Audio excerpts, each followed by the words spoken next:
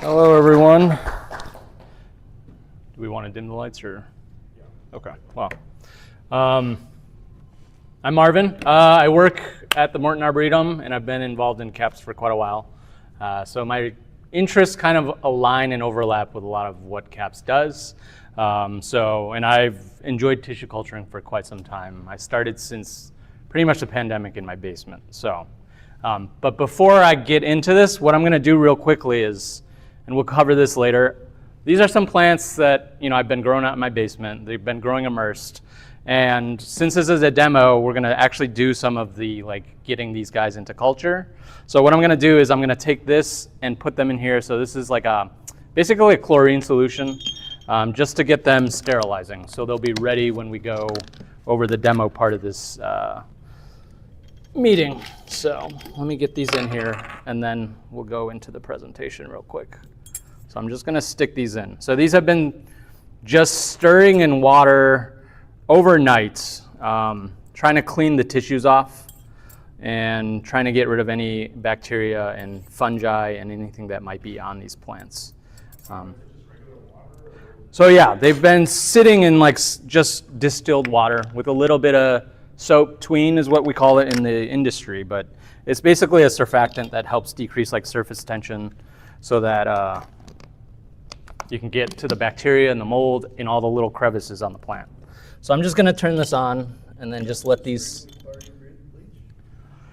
We'll cover it, but this is pool shock, so it is a form of chlorine.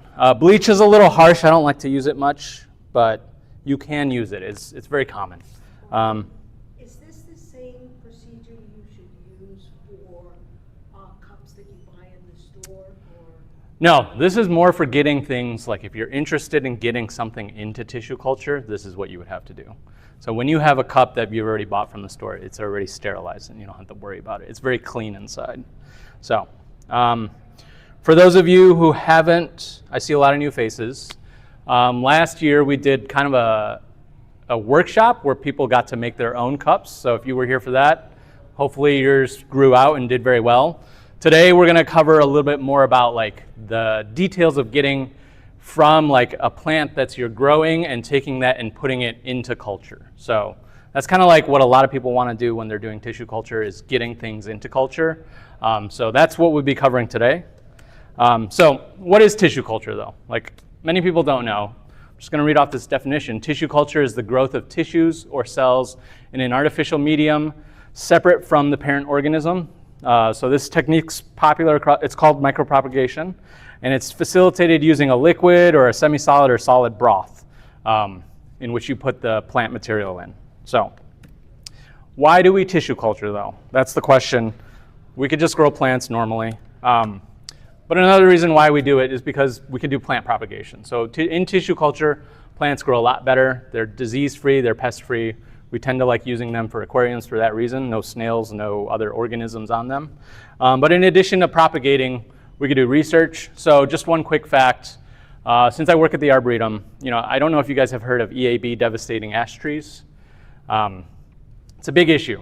But in order to understand how that works, we might want to do some genetic modification of ash trees to help them be resistant to emerald ash borer. So that's just one of the other reasons why we tissue culture. And lastly, we can do it for conservation. So there are orchid species or rare plants in the world that maybe don't grow in their environment anymore, or they're being removed from their environment. So a good reason for conservation is to have things in culture. So here's a diagram. I'm going to explain a little bit about it. So on the right, the orange and the blue, the auxin and cytokinins, those are just plant hormones. We won't really cover those too much today.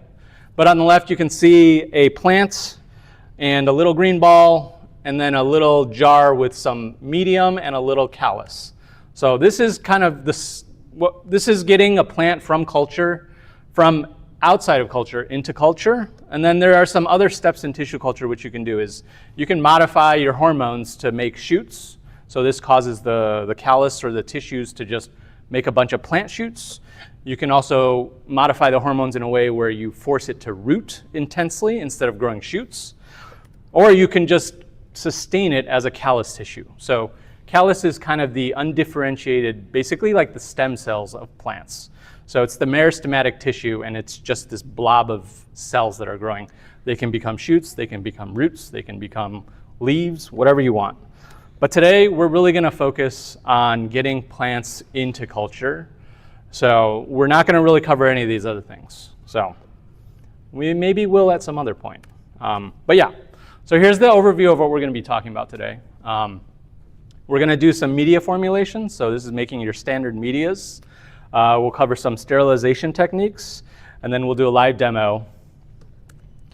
And then we'll do, maybe if we have time, I'll show you guys how to acclimate plants. A lot of the aquarium plants, you don't really have to do much acclimatization because they literally grow underwater. And so not that difficult.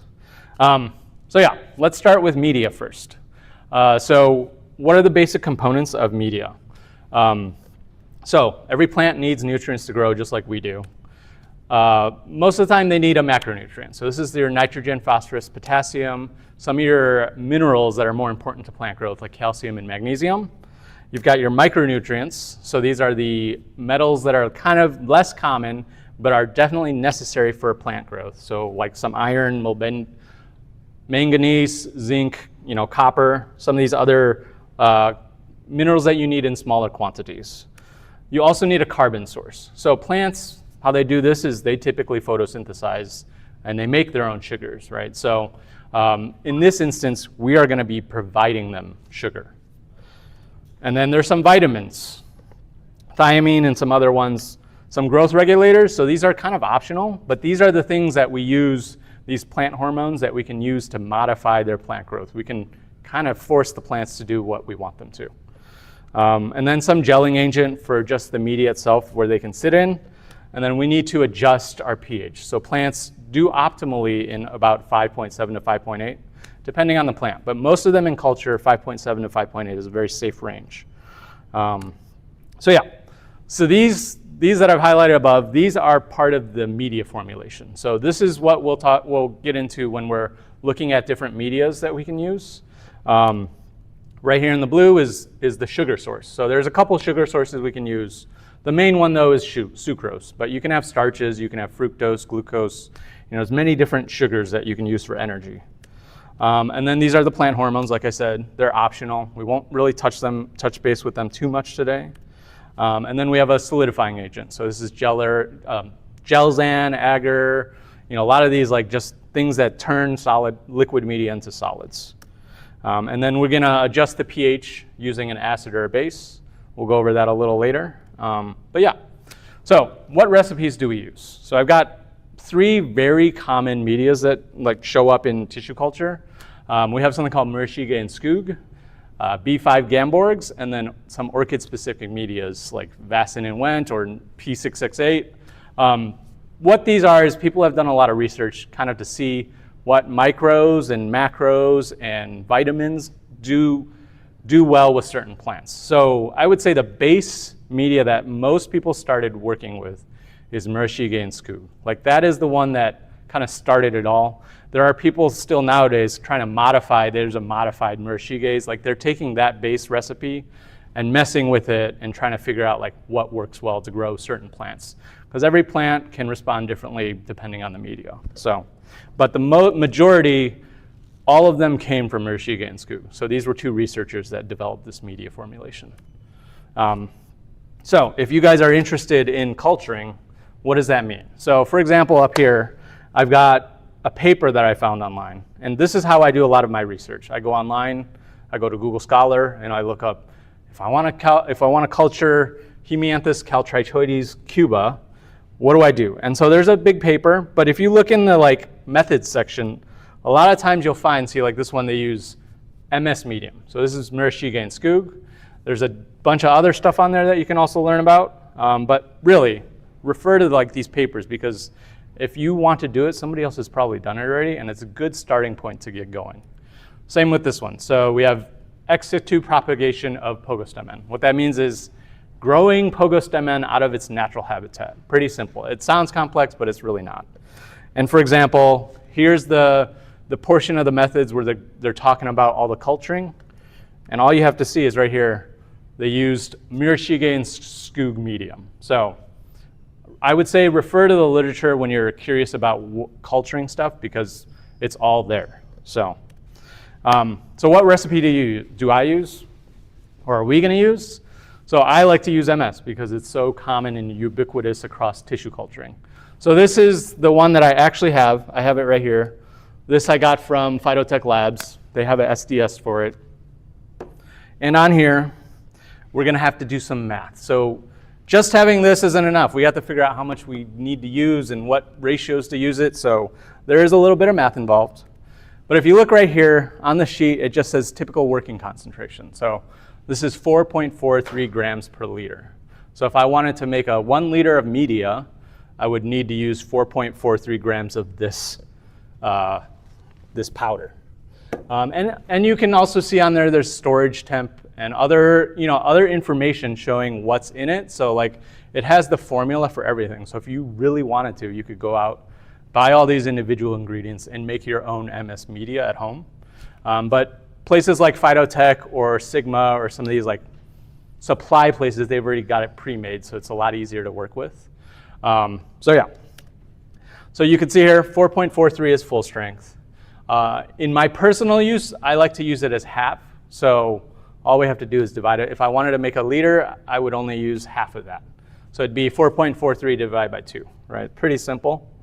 And then in addition to the media itself, like I said, we need sugar. So in general, most people who are doing tissue culture use about 30 grams of sugar per liter of media. Half strength, so some plants don't like full strength media. And I think half strength kind of allows some plants to do a little better. It might not be optimal for those ones that are really fast growing. Like, I'm trying to think what's really good at growing. Like HC is pretty aggressive in culture and it can grow very fast, or Glosso. So going full strength in those instances is not, I mean, you could do it, but if you're gonna be doing multiple different types of plants, I would recommend half strength to start with. And sometimes you even have to go lower. So like mosses, they can't even take half strength. You might have to go to a quarter strength or an eighth strength. It's kind of trial and error. But like I said, if you look up papers for people growing mosses or something, you can find all that information out. And then the other thing we have to do is adjust pH, right? So the way I typically do it is using citric acid to lower the pH, which is acidic. And then I use potassium hydroxide to raise the pH, which is basic. In a lot of papers, though, you will find that they use hydrochloric acid and potassium hydroxide instead. I mean, if you want to buy hydrochloric acid, you can. Just it's a little more dangerous to work with. So just be careful if you decide to go that route. But citric acid you can get that on Amazon. So it's pretty simple.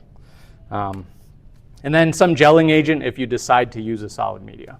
If you don't want to use a solid media, you can go liquid culture. It's very common nowadays to see liquid culture. We might even have some on the back table that are in liquid culture. So, and I've got some up front here too. So this is kind of the recipe that we're working with. So it's basically like baking. It's pretty simple. And this is how I do it. So I have everything in a Google spreadsheet, and I've got a bunch of formulas in here. So if I change my container quantity or my aliquot size, that will calculate my total stock solution. And using that stock solution, then I can calculate how much I need of everything. I don't know if we can see. Yeah. So like, for example, these aren't 2 hormones. I put optional because I don't necessarily always want to be using these. But then, for example, if I'm using MS and sucrose and agar, this is how much I would need if I wanted to make 1,000 milliliters or 1 liter of media. And then this is how much water I would add. So I like to do it this way because if I'm changing things up, I could just like look at my phone, make the recipe up, and then continue on. So this is just the media. So this is how we get our ingredients and put it all together. But aside from that, we have to go to sterilization because sterilization is very important when you're doing any type of tissue culture, whether it's like mushrooms or plants, any of those things, because the biggest issue is contamination. So anytime bacteria or fungi get in when you don't want them there, they can take over because this media is very rich in nutrients. It's very not competitive. They only have to compete with a little tiny piece of plant in there. So fungi and bacteria love this. So we have to do a lot of sterilizing and make sure things are clean. So for work surface and tools, what that means is we need things like alcohol. You either need a laminar flow hood like you see in the photo or a still air box like this, which is pretty easy to build. You need some sort of tool to help you sterilize your tools. So that's either a bead or a loop sterilizer. Back in the picture is a loop sterilizer, but you can also use like alcohol. You can use an alcohol lamp. So things like that. It's just for sterilizing your work tools and your surface and all of that. And you also need, your tools themselves, tweezers, scalpels, gloves. We never touch these things with our hands. We're always going to be using our tools to like manipulate things. So those are the things that are staying very clean. Yeah. So with media sterilization, there's some more tools that we need. In addition to the things above, we need things like the media itself, that we have here. We need an autoclave, or if you don't have an autoclave, a pressure cooker. I use an Instant Pot at home. It gets up to enough pressure to sterilize tools and media.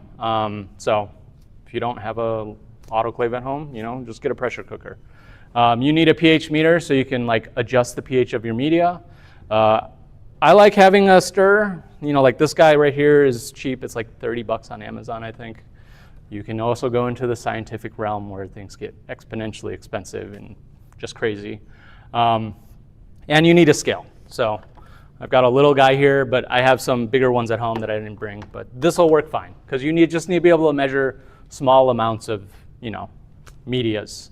And then you need some kind of vessels to culture in. And petri dishes or, various things. I have little takeout containers that I use, so it's very easy. Yeah, so that's media sterilization. So how do we make the media? There are some, steps that we have to be aware of.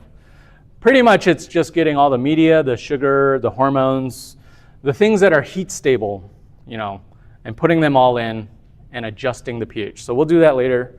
And then once you get that done, you add your agar, and then you basically cover them up and you stick them in the autoclave or the pressure cooker. So we're gonna make some today in here, but we'll put it in I didn't bring an autoclave, I didn't bring a pressure cooker, but I'll show you guys how to like mix it up and put it in. And then after that, if you are adding heat sensitive ingredients, like there are some hormones that are more heat sensitive, you wanna add those afterwards while the media is still hot. So it's still hot enough to kill off any bacteria or fungi, but it's not hot enough to where it goes through that whole process of being pressure cooked. And after that, you will let them cool off a little bit so you can handle the jar, and then pour them into the individual cups. There are some people who do it the other way, where they will pour all their media into individual cups and then sterilize them. I just don't do that for efficiency, because if I'm making 30 small cups at a time and I'm autoclaving them all at once, there's a lot of risk for like things falling and making a mess. So, but people have done that. So, and then the last thing is the Explant sterilization. So Explant is basically this plant that we've removed from the mother plant, and we're going to take and try and get into culture. So what do we need when we're sterilizing Explant? The most important thing is the Explant itself. So here's pictured, I don't know if you guys have seen that pink pineapple that's been going around. Pink Glow, I think. So it's a genetically modified one by Dole. You're not supposed to culture it because when you buy it from the store, they cut off the tops. I've been trying to culture it. I haven't been successful, but I thought it would be fun to just stick it to the man and just try to culture it. I wasn't gonna sell it or anything. It was just for fun, but I just wanted to see if I could do it. I'm not good enough to do it, apparently.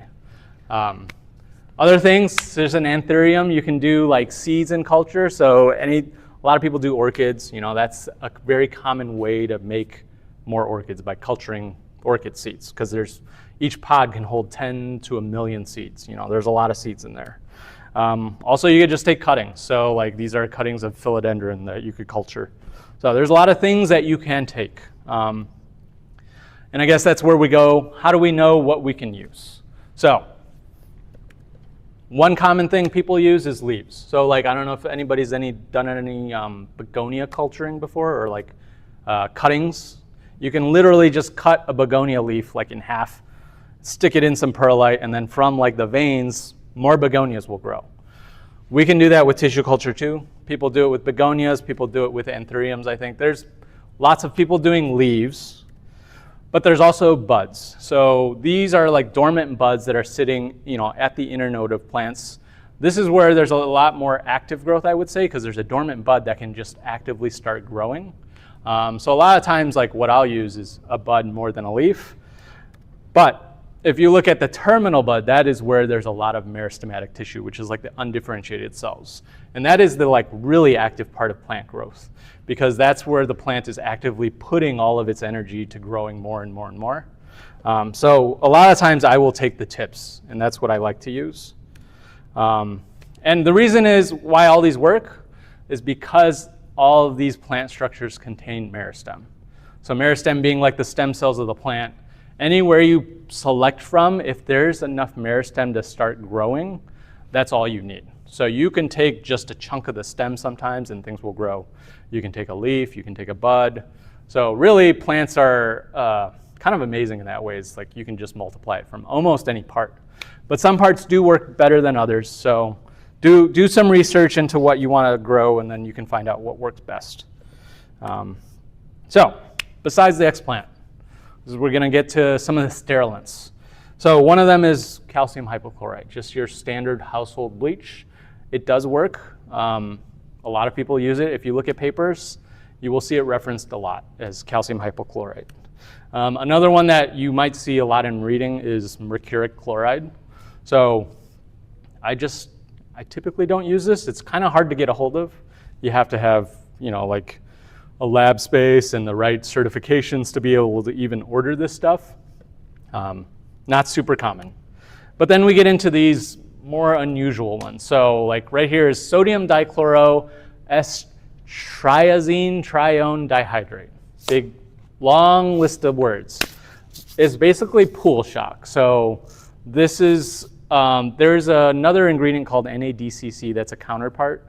It's also a sterilant too. But these two they're like bleach. So they contain chlorine, but they're not as aggressive as chlorine. And like you can I ordered this off of Amazon for like 18 bucks or something. It wasn't too much. And for this jar, I only use like a tiny little bit. So I think this will last me like 10 lifetimes if I continue to culture. So yeah, this is a chlorine-based product. There's also things like hydrogen peroxide. It's pretty aggressive, but plant cell tissues are pretty resistant to hydrogen peroxide. And then our favorite, we can use alcohol, right? So Absolute, you can use Absolute.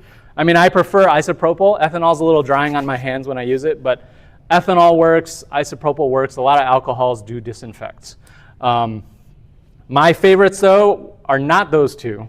I would prefer to use one of these three at the bottom, just because some of them are a little less harsh. Like the NADCC or this pool shock is a lot less harsh than bleach or mercuric. Mercuric chloride's not too harsh, but it's just hard to get a hold of. So when I do my disinfecting, I typically use the pool shock. And I do have I go through a lot of isopropyl alcohol. I go through maybe a gallon in 6 months or something. I could use a lot of this stuff. So I'm always spraying my hands and stuff because we use it for other things besides explant sterilization. And then you just need a lot of containers. So as you can see, I've got some of these flasks. I got some beakers, some Erlenmeyer flasks, just things to hold liquids because you're always transferring things from one place to another. You'll see later, we're gonna have to use a lot of cups just to move things from place to place to try and clean things up a little, make sure they stay clean. And then there's some antimicrobial agents. So things like PPM, plant preservative mixture. I find this pretty good. Just be careful when you're using it. It can be, it's toxic. I mean, wear gloves, do all your safety protocols. But there's other things like antibiotics like streptomycin or kanamycin, which is a fungicide, I believe. So some people do add these to media to prevent fungal or bacterial growth, just to make sure the plants start growing and get cleaned up before they transfer it to a media that doesn't have antibiotics or antimicrobial agents. So yeah, explant preparation. So it's a pretty simple process, depends on what you want to culture, what part, you're going to decide where you want to pick it from, and then how you want to sterilize, what method you want to use. This is my at-home laminar flow hood, much smaller, not as much workspace, but I can do things. So yeah, again, if we go back to these sources, you can kind of see, below we had Mirashige and Skoog, but in this one we see they've used sodium hypochlorite, 10% for 20 minutes, right here. And then they did another 15 minutes with 5%. So really it is a lot of math. You just have to figure out what does a 10% solution look like. It's 1 part bleach to 9 parts water, and then you put it in for 20 minutes, and then you do it again with 15. So all of this is readily available. I would look at papers. That's the easiest source to find out like how to do some of these techniques. It's just a lot of reading sometimes. But now with AI, our lives are so much easier, right? We just throw it in. No, but yeah. So now we get to our Explant sterilization protocol. So we had our media one where we kind of, learned how to make the media. And now we have an Explant one, which is pretty much you collect your tissue, you rinse it in water for quite some time, like up to 24, 48 hours is fine. I would use above ground, like immersed grown stuff. So I know a lot of you guys are in aquarium clubs probably, but things that are growing in water aren't as resistant to like these harsh chemicals. So the things you want to take, like all of these, I was growing immersed. So immersed grown plants do much better. The problem is if you have something that's submersed grown, like a Blixa or Blyza won't grow submersed, it might be a little more difficult to get those into culture. But immersed is better because their tissues are more resistant to all of these sterilization techniques because they're out in the less humid air, so they don't have to put as much lignin and stuff into their cell walls. And then after that, we sterilize it using, which we're doing right now, and then we'll prepare the sample. So, yeah, I forgot about this. So we're gonna rinse it. So this was at home. They were just sitting around stirring for 24 hours. And then we will take them out, and I'll do a little cutting. So it might be hard for some of you to see, so I'm gonna show this here. We'll chop it up into pieces. We'll take off what we don't need. Because what we're after in this particular instance is probably just the little nodes where there's little dormant buds just sitting there waiting to grow. So yeah. So the general workflow in all of this is we prep our media, get it ready, probably the day before at least, because it takes some time for it to solidify. I would say it would take me about 2 to 3 hours just to get media prepped, because a lot of it is just putting in the autoclave, letting it sit. It's a lot of waiting. So you cook it for 20 minutes, and then you let it sit for, it gets up to pressure. It takes 20 minutes to get to pressure, and then it sits in the autoclave for 20 minutes. And then you gotta let it cool down, and you gotta let the little thing drop in the Instant Pot. So a lot of it's just waiting. And then after that, you let it cool down a little so you can pour them. So these things just take a little, it's not really active time. It is like baking, very much when you're making a sourdough or something. It's just sitting around waiting for things. And then after that, we'll have our media ready. So the next step then is Explant prep. Same thing, there's a lot of sterilizing of tools and all that stuff just to get the Explant ready to go. And then the easy part is the transferring. So it's really taking some of these, putting it in there, chopping it up, and then putting it into culture. So we'll do all of that. And then if we have time, we can go over acclimatization. So I have some things, I have some orchids here that I've cultured that we could take out of culture. I'd say the most difficult ones to get out of culture are things that don't grow underwater. When things grow underwater, all you have to do is clean up the media and stick it in water, and they do very well. Because their cells, they've been used to this humid environment in a cup. It's 100% humidity in there. You stick it underwater, it's still 100% humidity. But if you're doing something like orchids or philodendrons or anthuriums or trees or shrubs, they're going from an environment of 100% humidity, and eventually they're gonna have to go to an environment where it's like 30% humidity. And that's quite a shock to plants. So that's when they typically die. So we can go over that later if we have a little bit of time. So yeah, we can move on to the demo. Shouldn't take too long. And I'm gonna put this up here because this is what we're gonna be actively making. So, sound good? Any questions before we get going, or? All good? Okay. So let's get the, That's gonna disappear. Oh, dang. That's fun. I can use my phone.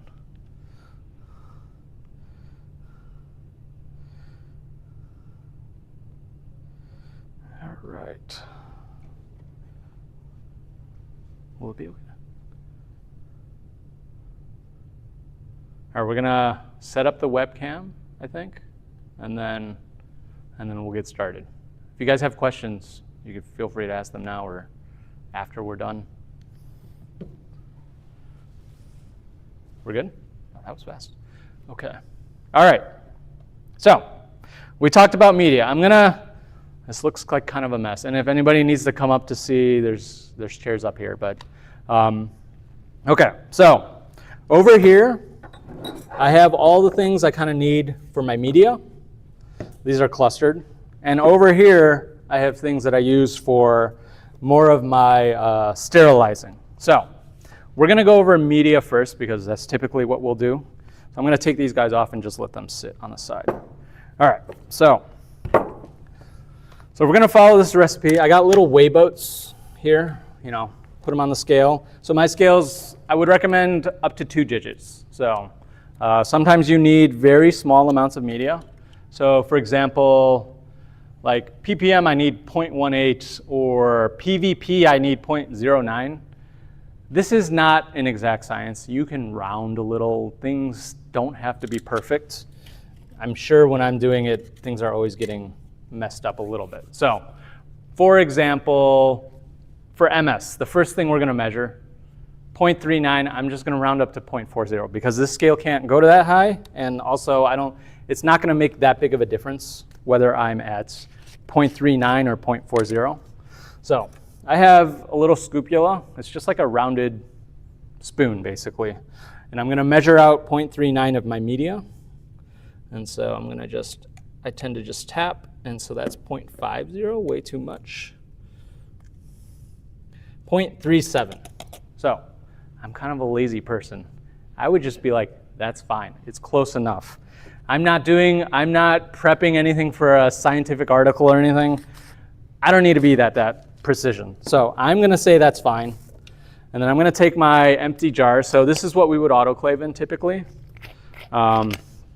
You can use like even mason jars and stuff like that. I like the smaller lids because when you autoclave things or put them in the pressure cooker, they'll bubble and boil out. So we almost always never fill up to the top. So this is a 500 milliliter Pyrex bottle. I would probably only go to 300 at most, maybe 350. But when you add like things like agar and stuff that kind of like get a little stickier, they will a lot of times boil and bubble out, and it just makes a mess in your pressure cooker. So what I'm going to do is I'm going to put I'm going to dump this guy in.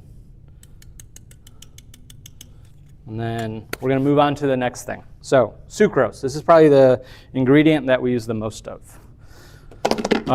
In addition, before that, I'm also going to throw this guy in. So with a magnetic stirrer, you need a magnet. I'm going to turn this off real quick. All right, so put that in. All right, so this is how I keep my sugar, just in a little takeout container. So we're going to measure 5.5 grams, which is probably the most of any of the ingredients. So I'm just going to scoop out 5.5. Or I'll try to get to 5.4. Okay, so we're at 5.46, which is close enough for me. So you've noticed I'm not using gloves for any of this. You can. I would say MS is not that bad. If you're not using any of the hormones or anything, or like if I decide to use ppm, I probably would put on gloves. We might not today, but we might if you guys want to see. Okay, so I'm going to put my sugar in. And then the next thing we need, so before I put the agar in, because remember, we don't add agar until we check our pH. So I'm going to put in the water. So I've got some water here. Let me see if this scale won't go up. So there's a little bit of gradations on here. I like to weigh my water. So the 1 milliliter of water is equal to 1 gram. So when you have a scale that can go up to like 2,000 grams, that's an easier way to measure out 174 milliliters of water rather than getting like a graduated cylinder and trying to figure that out. So I just like to weigh my water. This scale doesn't go that high, so I'm just going to eyeball it. So let me put in 174. So it goes 100, there's 100 milliliter gradations on here. So I'm just gonna put in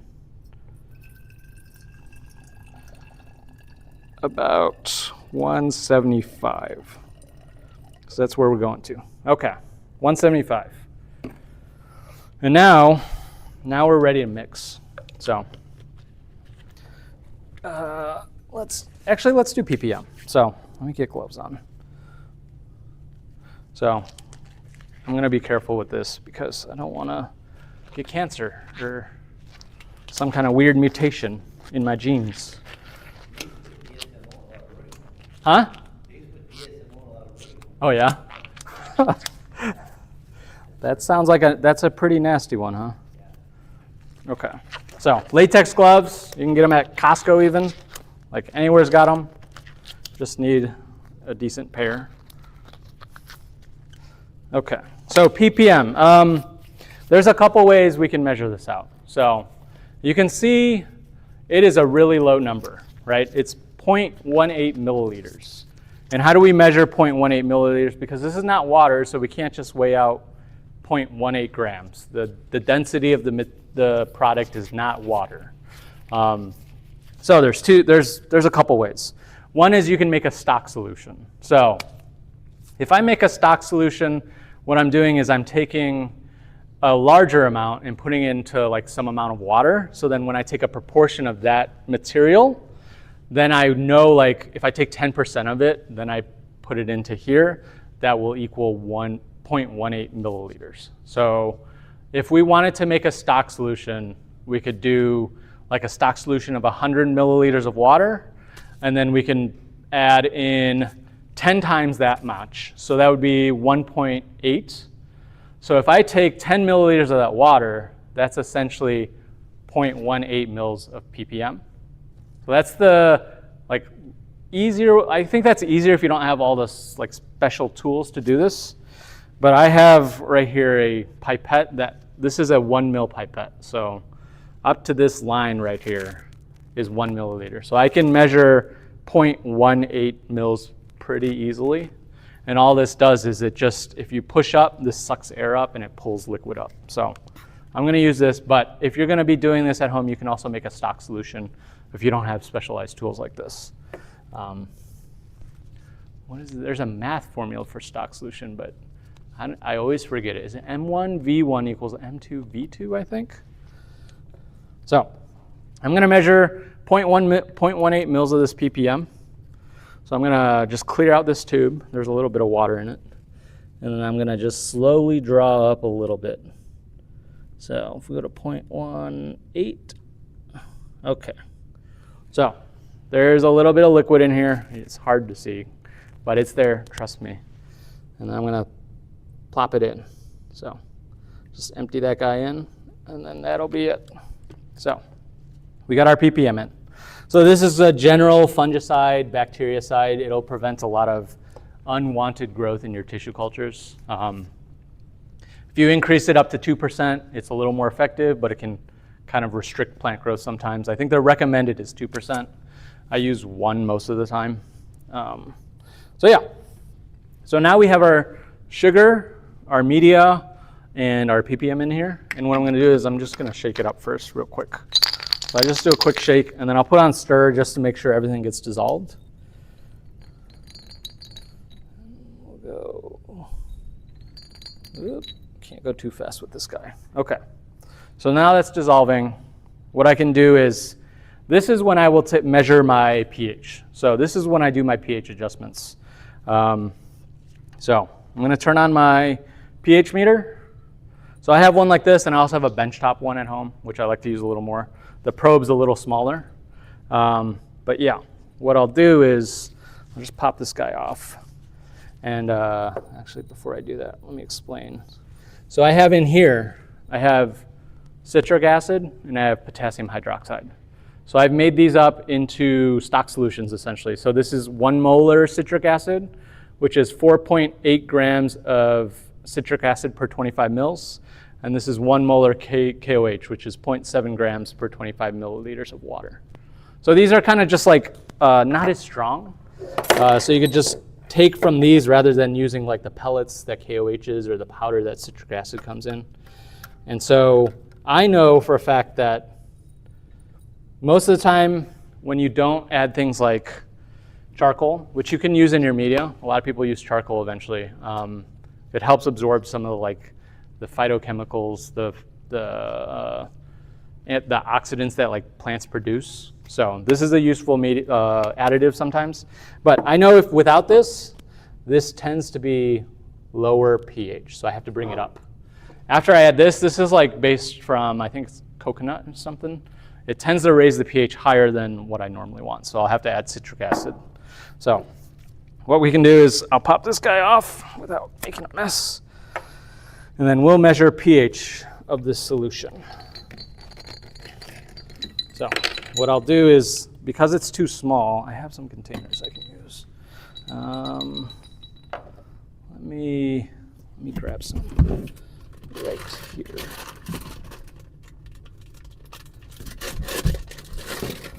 This is why I normally have a little bigger container. So let me take one of these out. Okay, so I'm just gonna take this out and measure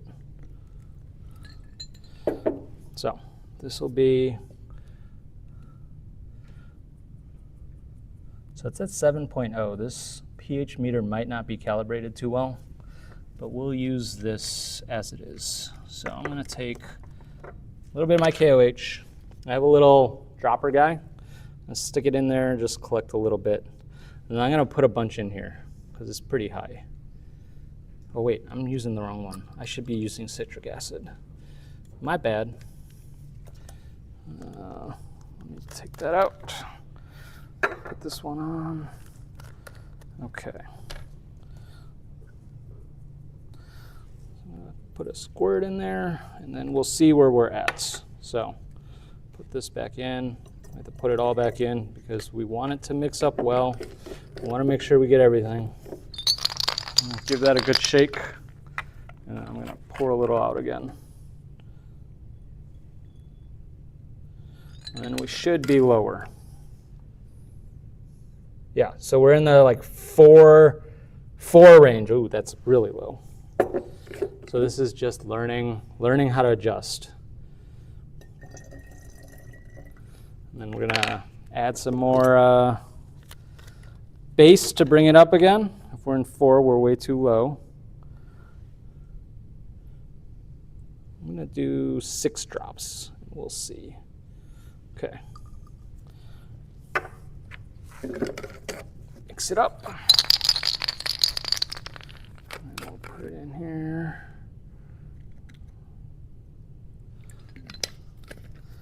Okay. Let's see. Nothing. No change. Is that right? Yeah, that's right. Okay. All right, we're going to add more again.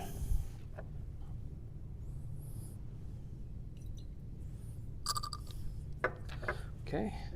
And the ideal range, 5.7 to 5.8. So let's see if I can get it at least close. If we don't get it close, that's fine. We'll just say it's at 5.7.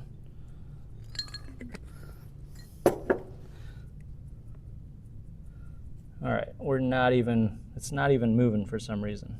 Okay, well, we're gonna say it's at 5.7. Pretend, use your imaginations. All right, so let's say this is our media. It's at the right pH that we want. So now it's ready, it's all mixed up.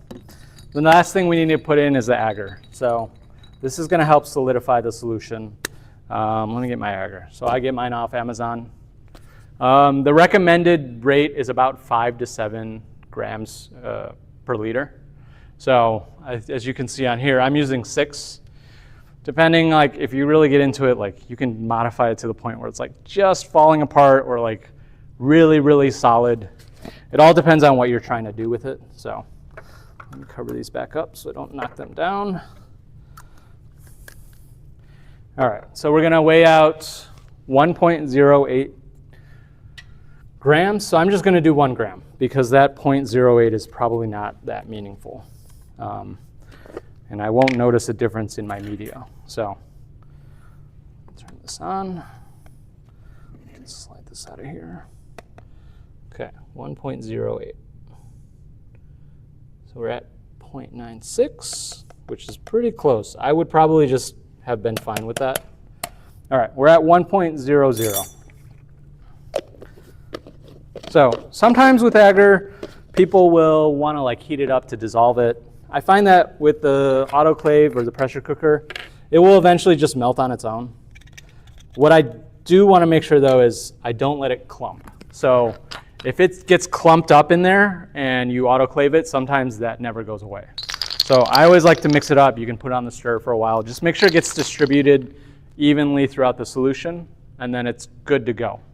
So when we're at this point, we are ready to pressure cook. So this media is ready to go. What I would say though, never put a sealed container into the pressure cooker. I don't know if you guys pressure cook, but it becomes like a bomb. It will explode. So I always want to like put this on. I like to give it a few turns so it's loose, so I can pick it up, but it won't fall off. But it will let the air vent out. And then I will take foil. So this is just like Costco like food service foil that I use. It even has little holes in it, but it's okay. I will take this and I'll fold it in half. I'll use like 2 layers typically. So because I fold it in half, I'm gonna put this on top and center it and just wrap it around the outside. So if I do it this way, I'm not as worried about like bacteria and mold spores getting in from the edge of the containers, because if you leave it like this, there's still this space here. So I like to just leave the foil on there.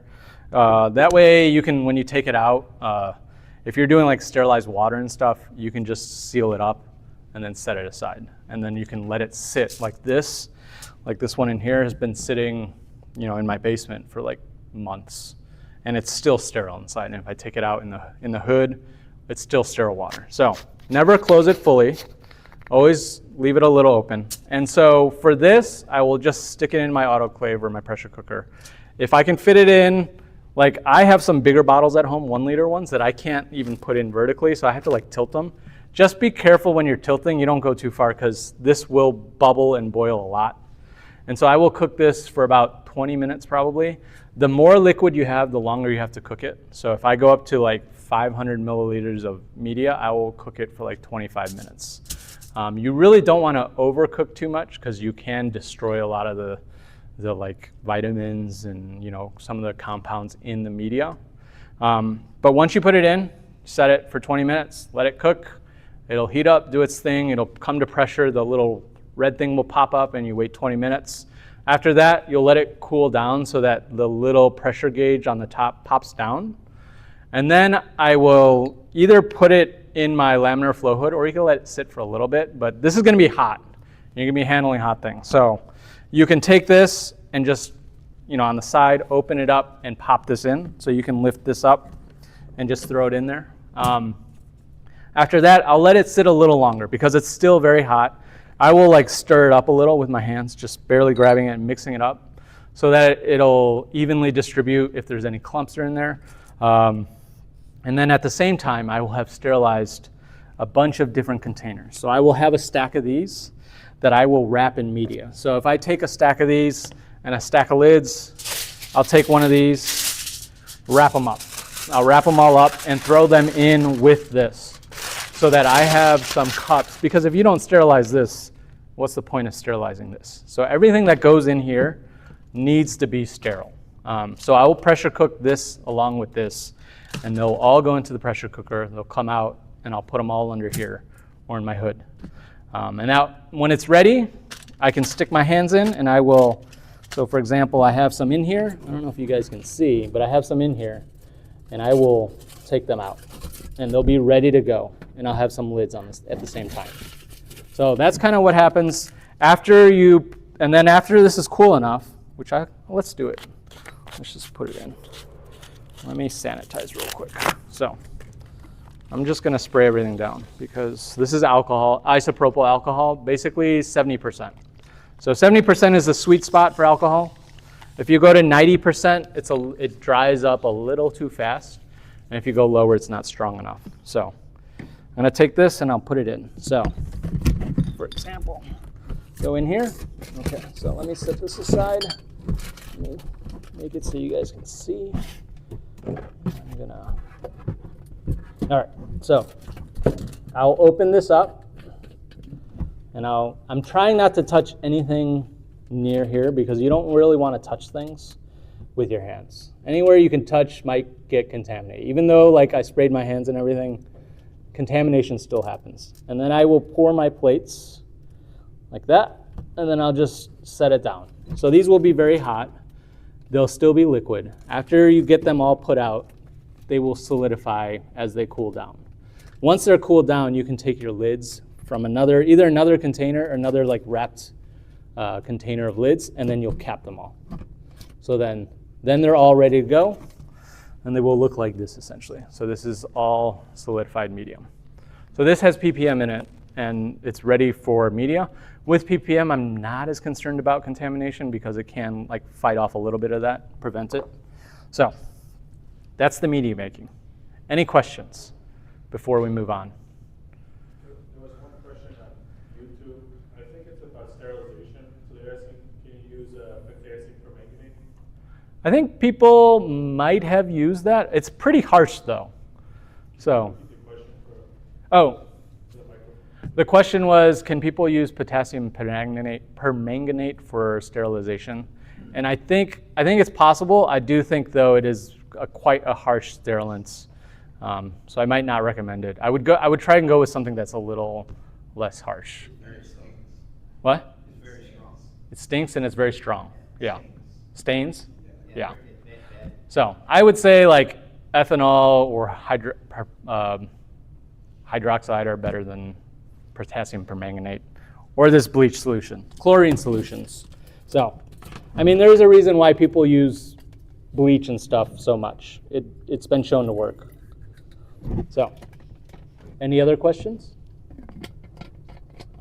Okay, I'm gonna take this out, and now we can move on to our Explants. All right, so now we have our media made. So it's been done. Say you do this the day before, a week before. Sometimes I have these just sitting around. They've been going for quite a while. I do think if you're using hormones and stuff, they will lose efficacy over time. So sometimes the fresher the better. Yeah, I just keep them in one of these like this, covered. That's it. And they just sit in there until they're nothing special required. If you're using kanamycin or some of the antibiotics, they do require, I would read the label, just like that label that we saw for the MS. Some of them, like MS has to be stored in a fridge. It says store at 8 Celsius. Some of them will say like store at 2 Celsius, which is like freezers. So you do read the label when you get it. You have to know where to keep it to prolong its life. And especially with things like antibiotics, a lot of times you're making stock solutions. Those don't last forever. Some of them might only last a week, so you might have to constantly be making stock solutions. So, yeah, you got a question? So some people might have seen like some of the tissue culture that you can purchase is in like an agar, some of it's just like a liquid media. Do you have any thoughts about how to decide one or the other, or why people choose one or the other? Yeah. So the question was what, like sometimes cultures are in agar or liquid, why choose one or the other? I would say nowadays it seems like a lot of people are definitely more interested in using the less solid media, the liquid cultures. The only reason people still use liquid, I think, this is my opinion, is because liquid, not everything grows really well on liquid. So there are certain things you can put into agar. For some reason, the solid media tends to grow certain things better. But I think a lot of companies, the involvement in making a solid media versus a liquid media is a lot higher. Because I have this timing of like me having to make sure I get it in here, letting it cool down, pouring plates, waiting for it to cool. With liquid media, all I have to do is just cook it, put it in, let it cool fully, pour my plates, cover them, and then they're ready to go. So liquid is a lot faster when you're making it.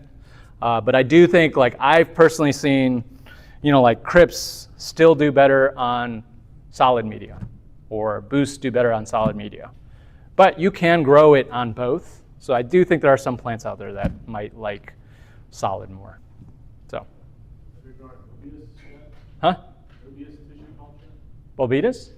Anubias. Anubias? Yeah, I have some Anubias. They also seem to do, I mean, I think everything does better on solid, but liquid is so much faster and it's cheaper, so. The other thing I noticed with the liquid is the containers, so if they flip over, and your plants flip over, Yeah. and they get all wet. Yeah. If the plant's not one page or move it around, you Yeah. can kind of get dye in there. But, I mean, agar's not that expensive. I mean, it is kind of pricey though. One of these will cost you like $40. So it's not the cheapest. Did you have a question, Beth? Did you raise your hand? Okay, stretching, okay. All right, any other questions before we move on to Explants? No? All right, let's do this. Okay, so now we've got our media out of the way. Let's focus kind of on Explants. So, as you saw earlier, let me put this down here. I had this going, and then this is basically, I had a beaker full. So this was just for transporting it, but in addition to that, I put in a little bit of this polysorbate 20, which is tween. So it's just, as I said earlier, a surfactant to help the water get to all the crevices on the plant to get all the contaminants off as best as possible. And then after that, we put it in here. So now these guys are ready to go into culture. They've been sitting in this. You can, I think, do this, the NADCC or this pool shock for up to like 24 hours. So depending on how strong you go. So I think for this one, I'm at around 500 parts per million, which is basically 100 or 1 gram per 500 milliliters, or 2 grams per 1,000 liters. Because this is about 56% chlorine, so you have to increase it a little bit. And if you go really harsh, you might only need to like shock it for 20 minutes. So it depends on how strong you use this at. Depends on how long you'll let it sit in the water. So this is ready to go. I have my still air box set up. So in here, I've got the media that we just made. I got some tools in this. Let me get my hands in here so I can show you guys. So I've got alcohol on the side. This is scissors and scalpels and all that. In here, which I'll just take out, I've got some lids that I like to use to like cut on. And then I've also got right here a empty jar to like hold some alcohol that I can keep my tools in to keep them sterilized in between. And then also in this container right here, I have some more sterile water. So the steps that we're gonna do is, let me sit down and we'll get going. And I'll just do it with you guys. So I'm gonna sterilize this because this is going into this environment, which is relatively sterile. So before I even set this up, what I did was I sprayed the inside of the walls and the bottom and I wiped it. And in here is basically a ethanol or isopropyl soaked paper towel. So this is just wet with alcohol. So I'm gonna stick this guy in and then put this on the side. I'm gonna take my alcohol and also put it in because we're gonna be doing a lot of sterilization. Can you guys all see? Is it good? Okay. All right. So we'll go through this together. So I'm gonna unwrap some of my tools. Let me unwrap this jar first. So this is clean. I put this in the autoclave, so anything that's inside is pretty clean. And I'm gonna just put in a bunch of 70% alcohol. So I'm gonna pour a bunch in there. So now we got a bunch of alcohol. The thing with these is they're a little tight and harder to work with. I honestly don't have that much experience with them, but we have done a demo in the past and it works. So I'm confident that it does well. I'm gonna unwrap my tools. What was that? Yeah, I pressure cook my tools before I get them in here. I pressure cook everything. You want everything that goes in here to be sterile. So, and I double wrap things in foil. I have gotten to the point though where I don't necessarily have to pressure cook my tools. Like I have a bead sterilizer and I can just stick things in there. So these are the tweezers. I've got two. It's always helpful to have two because it's like, they're almost like your hands. So you just want to have multiple. I have a scalpel right here. Oh, I made a faux pas. The other thing is, don't wear any like jewelry or watches or anything in there. I'm gonna spray my hands down a little better. I'm gonna take these off, and then I'm gonna grab this guy real quick. And I like to spray my arms too, so we're gonna go crazy.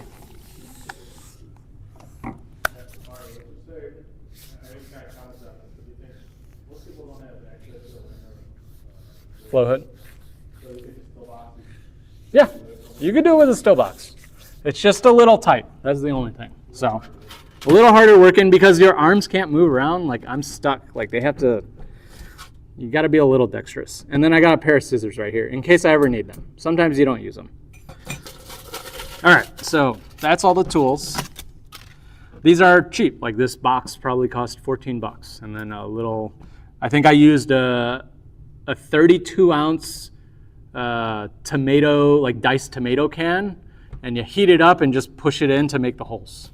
So it's pretty easy to make. So in here I have some lids that I've like autoclaved also or pressure cooked.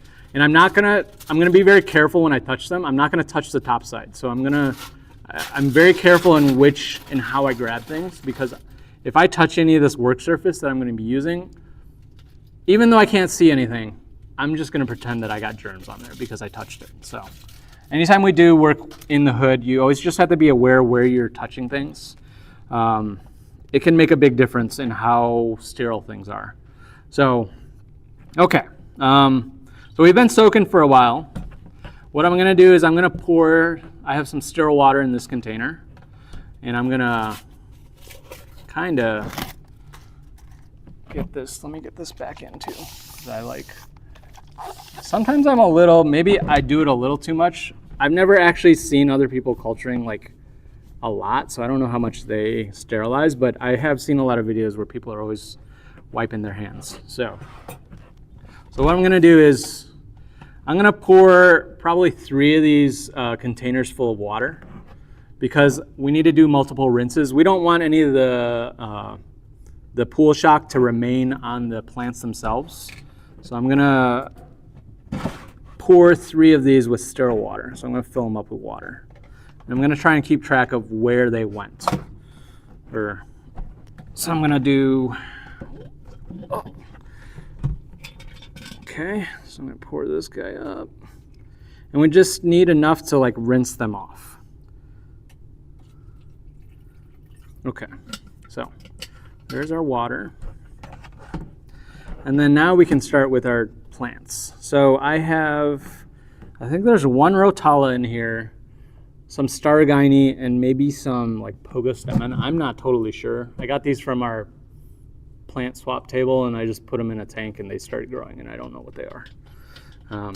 But we're gonna see if we can get them to culture. And I'll try to update everyone about how they're doing. So I'm gonna grab a pair of tweezers, and I'm gonna probably do one of these at a time. So I'm gonna avoid touching the edges too much, because I don't want to contaminate things. And I'm gonna pull, so it looks like 2 came out.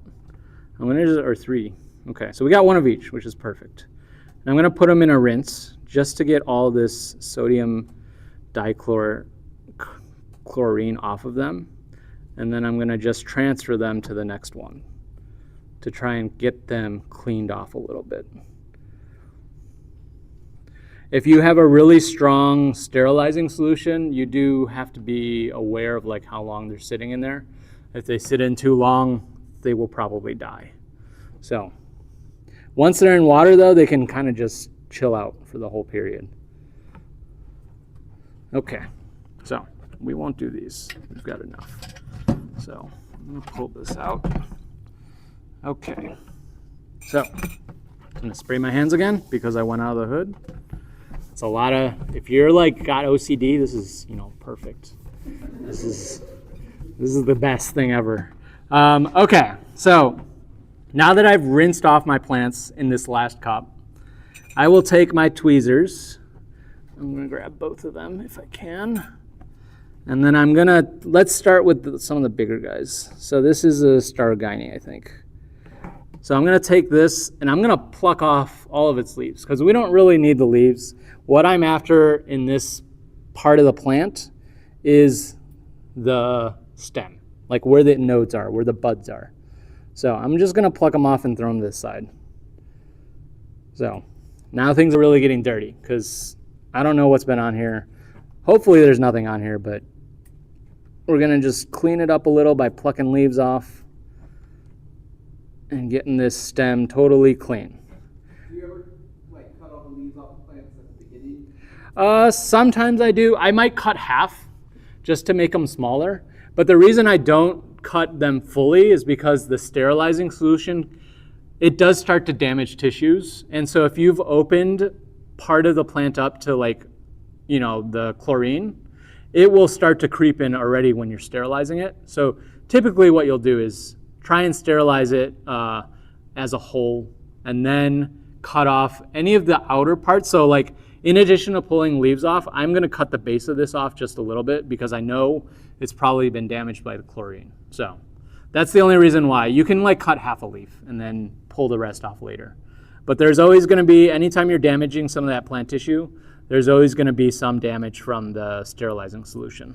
The bigger labs with the bigger wood, they have like a cut area. Yeah, they'll transfer it, yeah. We don't. We only have a little box. So we have to do it all in here. Yeah. So good question though. So I'm going to pluck all these off. The tip ones, they might be a little hard to pluck off, and I might not want to damage the meristem because right in the very tippy top, there are probably some leaves that are close to the meristem that we might not want to damage. So I might leave some of those, but in addition to this, you can take the scalpel, and what I'm going to do is I'm going to like try and cut some of the bigger leaves off. So there's still like 4 or 5 leaves around this, and I'm going to try and get in there and wiggle it and maybe see if I can get a couple more off. With a scalpel, you can do a lot of this fine work. And I know in a lot of labs, when they're doing like grape culturing or something, they will do all of this under a microscope with like scalpels, and they will extract just the meristem out of that. Or in cannabis work, they'll do that a lot too. They'll just like take the meristem out. Fortunately, we don't have to be super precise. Aquatic plants are pretty vigorous. They're like weeds. So, and we're not trying to clean things out. So a lot of times people are doing that is because they're trying to clean plant tissues of viruses and stuff. For us, we're not as worried about that. So. There's a company in Sulzer, they do all headed through the Netherlands. Mhm. Everything's done on the microscope. Yeah, yeah. So if you have a virus plant and you want to clean it from clean the virus out of it, you typically have to take the meristem, which is more clean. So that involves a lot more work. So yeah, I've got my little plant here now. I've cut the base off. I might cut this in like 2 or 3 pieces, just so I want to see how it does in culture. So I'm going to cut 2 or 3 of these, or I'm going to cut this into 2 or 3 pieces. And then now it's ready for media. So what I'm going to do is I'm going to put my scalpel back in here. And then I'm going to grab one of my cups. And so this process is kind of like opening it up, holding it. You can set the lid down if you want, but you don't have to. Like I can put it upside down. I never really want to put it down on things because anytime I touch this, which I just did, touch this surface, there could be some contamination. So if I do decide to put it up, I'll put it like somewhere where I won't bump it. And then I can hold my cup, and then I can take my little tissue, and I'm just gonna stick it into the media. And then I'm gonna do that again. It is a lot about like positioning your tweezers and your forceps and your hands and just trying to get things put in well. So I'm just, it goes in pretty easily, it just like slides right in, and it'll sit in here. And then into the agar. So you can go pretty deep because I left these a little long. I'm going almost all the way in. Afterwards, you guys are welcome to come up and look and take a look at these. And I will keep them around. This is slipping. And then so you learn to do a lot of things like one-handed, like flipping lids and like manipulating objects. So I can even pass this around. So here. So this is the Stargini. And so we'll do this with a couple more.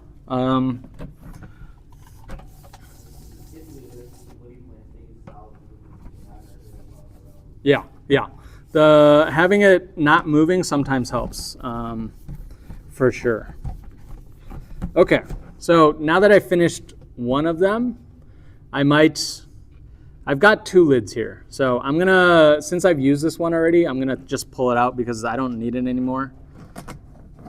And so that one is, we'll say it's dirty. It's done. Okay. So for example, I have another plant in here, the Rotala. It is much finer. So this one has smaller leaves. It's got a softer stem. I don't think I'm gonna pluck any of the leaves off of this. What I'm gonna do is just chop it up into a couple pieces and then stick it in the media. You don't have to take the leaves off. It's not necessary, but a lot of times if you are sterilizing it, it will damage the leaves, the softer tissues, the more delicate stuff. So most people will just remove them. But honestly, if you've done a good job sterilizing, it's just gonna be like a dead leaf in there. It won't be contaminated. So I'm just chopping this into like 2 pieces or 3 pieces with my scalpel. And then I'm gonna stick it in media. So put one of these up. Okay. And then I'm gonna grab these guys. And I'm gonna insert them into the media. And that'll be it. That's another one done. So cover it up. Okay. Do you wanna take a look at this one, Beth?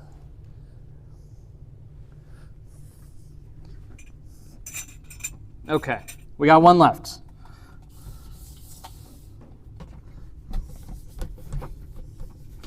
All right. So this I think is a pogo stem, and maybe Eloy or Scott, you might know. I don't know. And I'm gonna do the same thing. This one's got big leaves, so in order to like just keep it less crowded and have less dead tissues in the cup, I'm gonna probably rip these off or cut them off. They rip off pretty easily. Sometimes when the tissues are harder, it's harder to get them off. This one also has flowers. You could even try to culture the flowers. There are people doing like anther culture, and you know, any plant part is pretty much fair game.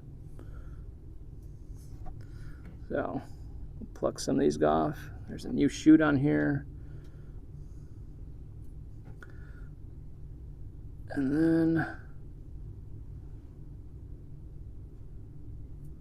okay. All right, I'm gonna leave the tip on this guy. I think this one's too hard to get fully. And then I'm gonna section it into a couple pieces just to see if I can maybe get a couple to take. Okay. All right, and then, so this media that I made, I don't know if I mentioned it, it has ppm in it, so I'm less worried about contamination. And it's very helpful if you're trying to get things into culture. It's actually a really nice tool. And then I'm gonna stick this one in. Okay. Alrighty, and that, I have not done any microscope work under the hood yet. I want to do it with orchids, but they grow so slowly, so I don't have any that I can do it with right now. Okay, last guy, if you wanna, they all look the same, but you know, they're different.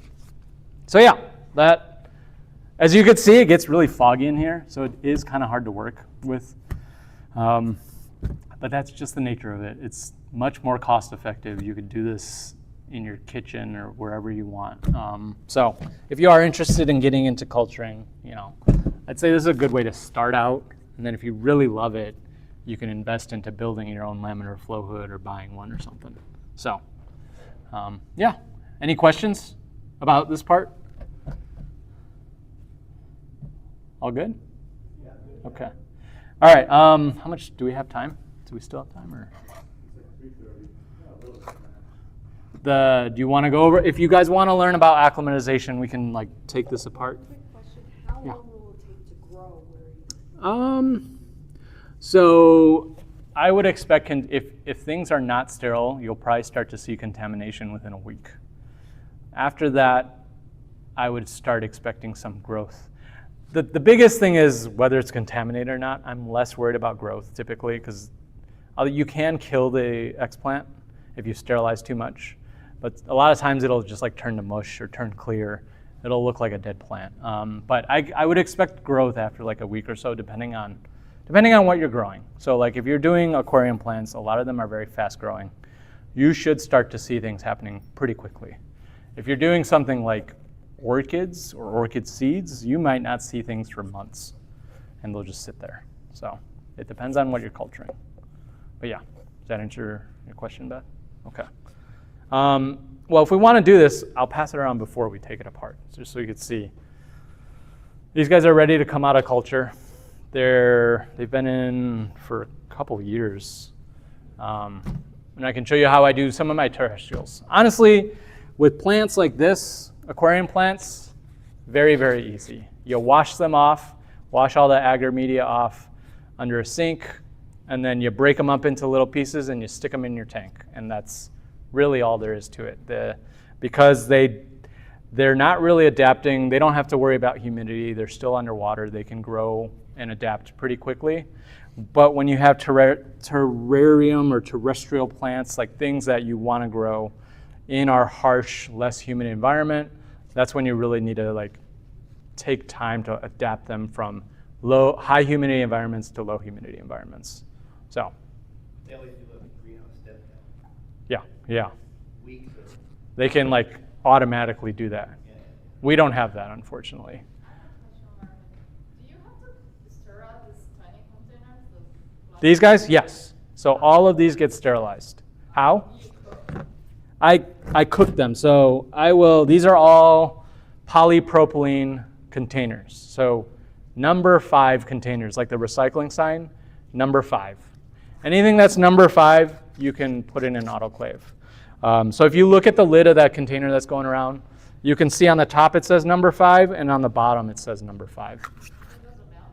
It won't melt. And then so all you do is I'll just take a stack of like lids and a stack of containers, and I'll just wrap them up and then seal them up.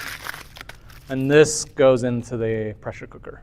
So just make sure it's number 5, because if it's not number 5, it'll melt. Why do I seal it up? Just so that when I take it out, like if I'm moving it from my pressure cooker to here, nothing can get in, because I want to maintain a sterile environment. So this is the way I do it. Some people use these like medical bags. So that's another way to do it. You could do both. You just want to make sure this doesn't get, because there's spores and things floating all around us. So if I'm breathing on this, there's already stuff like falling onto it. So we're trying to minimize all of that. You had another question, right? What is the contamination looks like? Is the plant going to melt? No, contamination will look a lot like mold growing on it. So you might see a white fuzz, or you might see like so molds look fuzzy. So you'll see fuzziness on your plants or on your media.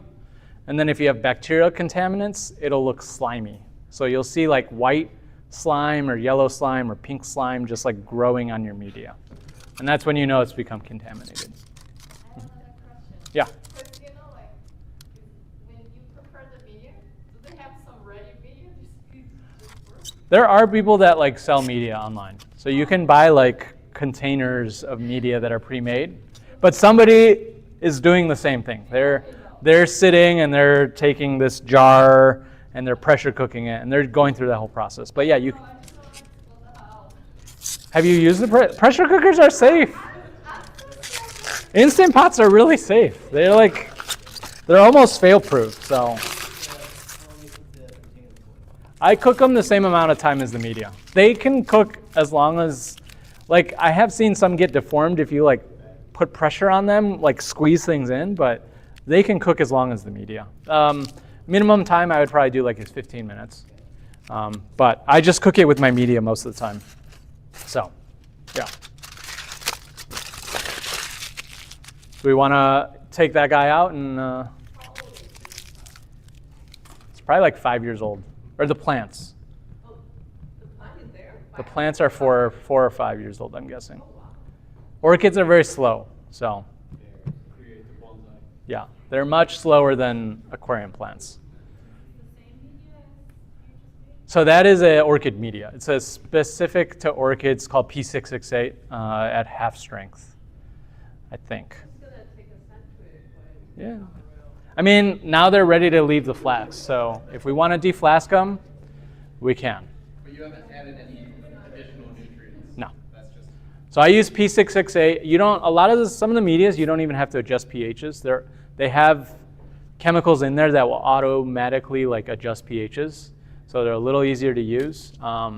Yeah, and you mix it. You get a spreadsheet. You get a data sheet just like the one for the MS, and you just follow those directions. So, okay, shall we? Where is the? Do we want to take it apart? Do you guys want to see the process? Marvin, you want these other ones back? Which ones? Oh, you can, yeah, I'll get those later. Okay, so we're gonna take this guy out.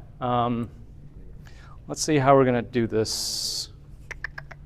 Since I don't have like a sink, but. Okay, I'm cracking it open, so now there's no going back. Once it's open, it's done. We have to plant them out. So you can see most of them are pretty clean. Like this one has like almost nothing on it. I'm gonna just stick it in water still. These are Neophanetia falcata, or Vanda falcata, if you guys are into orchids. Used to be, yeah. So this is a Vandaceous species. I don't know if you guys know what Vandas are, but they're an epiphytic orchid from like Southeast Asia, I think. These are the northernmost growing ones, so they can handle like somewhat temperate environments, like a very, very slight freeze. So yeah. So we just pull them out. There's a little bit of media stuck on here. I see a few dead roots. This guy has gone yellow. I'm just gonna put them in the water and then we'll deal with it after I get them all out. Okay, so I got my scissors with me.